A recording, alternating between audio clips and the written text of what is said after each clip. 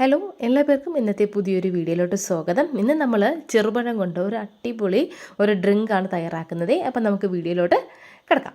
അതിനായിട്ട് ഞാനിതാ ഇവിടെ ഒരു ബൗൾ എടുത്തിട്ടുണ്ട്. ആ ഒരു ബൗളിലോട്ട് ഒരു 4 ചെറുപഴം എടുത്തിട്ടുണ്ട്. ഇനി ഇതിലോട്ട് നിങ്ങൾക്ക് എത്രയാണോ മധുരം വേണ്ടത് അതിനനുസരിച്ച് പഞ്ചസാര ചേർത്ത് കൊടുക്കണം. അതൊക്കെ നിങ്ങളെ മധുരത്തിനനുസരിച്ച് വ്യത്യാസം വരും.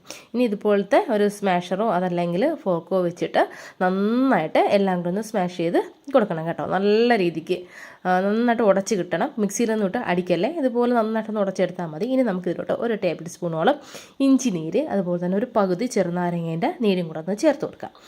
നന്നായിട്ട് മിക്സ് ചെയ്ത് കൊടുക്കുക. എന്നിട്ട് ഇതെല്ലാം കൂടെ ഇഞ്ചി നീരും ഇതൊക്കെ ചേർത്തതിന് ശേഷം നന്നായിട്ട് മിക്സ് ചെയ്ത് കൊടുക്കുക.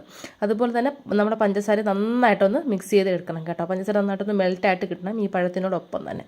ഇനി നമുക്കിതിലോട്ട് നല്ല തണുത്ത ഫ്രിഡ്ജിൽ വെച്ച വെള്ളം, അപ്പം നിങ്ങൾക്ക് നല്ല തണുപ്പ് വേണ്ടായെങ്കിൽ നമ്മൾ സാധാരണ വെള്ളമാണെങ്കിലും മതി, ഒഴിച്ചു കൊടുത്താൽ മതി. എന്നിട്ട് നന്നായിട്ട് എല്ലാം കൂടെ ഒന്ന് മിക്സ് ചെയ്ത് യോജിപ്പിച്ച് കൊടുക്കണം.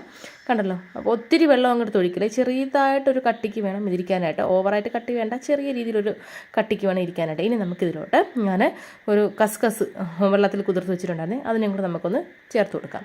നമ്മുടെ സബ്ജാ സീഡ് ഒന്ന് ചേർത്ത് കൊടുത്തതിന് ശേഷം നന്നായിട്ട് മിക്സ് ചെയ്ത് കൊടുക്കുക. ഇനി നമുക്കൊരു ഗ്ലാസ്സിലോട്ട് ഒഴിച്ചിട്ട് കുടിക്കാം.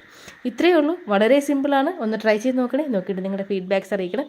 ഇഷ്ടമായ സബ്സ്ക്രൈബ് ചെയ്യാനായിട്ട് മറക്കല്ലേ.